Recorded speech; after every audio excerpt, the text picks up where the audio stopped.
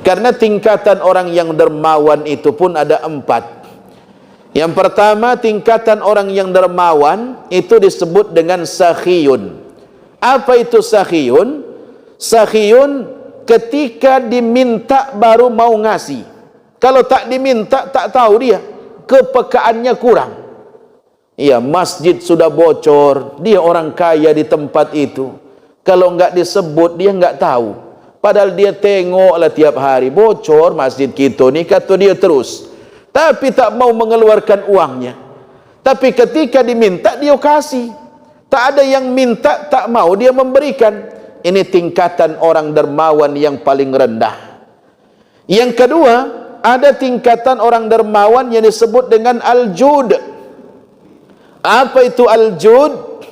Dia mau memberikan ketika diminta ataupun tidak diminta.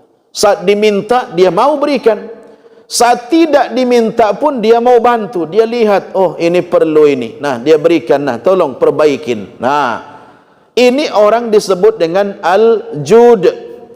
Tapi cara memberikannya pun tidak terlalu banyak, biasa baiklah. Nah, ada tingkatan yang nomor 3 yang disebut dengan karam. Karamun, bukan karam ya Pak ya.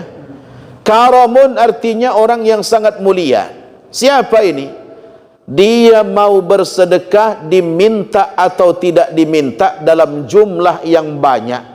Sekali ngasih tak pernah di bawah 3 juta. Di atas 3 juta. Paling rendah 5 juta setiap dia bersedekah. Diminta atau tak diminta dia berikan.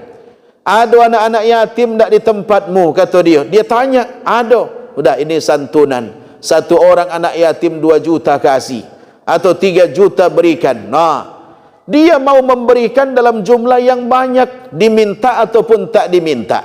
Ini masuk dalam kelompok yang nomor 3 ya. Ini tingkatan yang nomor 3. Ini termasuk tingkatan yang luar biasa. Dan kemudian tingkatan yang paling utama, orang yang dermawan itu tingkatan yang disebut dengan isar. Apa itu isar? Mau memberikan ya, walaupun dia sedang butuh. Mau membantu orang walaupun dia sedang butuh. Dia tetap mau bersedekah, bantu orang walaupun dia sangat sulit kehidupannya, sangat butuh. Ya, duitnya cuman tinggal 100.000 lagi, tak ada lagi duit di kantong. Tiba-tiba datang tetangga minjam duit 100.000. Ya, Pak, tolonglah Pak, butuh nian kami duit 100.000. Sudah tak makan kami 3 hari. Ah, udahlah, dia kasih yang 100.000 ini, walaupun dia sangat butuh. Inilah tingkatan yang paling hebat dari orang yang dermawan. Jadi bukan karena uangnya banyak, tidak. Tapi dia sanggup memberikan walaupun dia sangat butuh juga. Kira-kira kaum ibu berani tak buat model itu?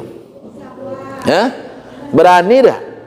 Kalau seandainya orang datang minjam duit ataupun butuh bantuan, sementara kita pun cuman itulah yang ada, kita berikan tak itu semuanya? Hah, Bu? Oh, Bu? Gimana, Bu? Mau tak ngasihnya semua? Iya, paling tidak kalau kita bagi 2 ya Pak yo.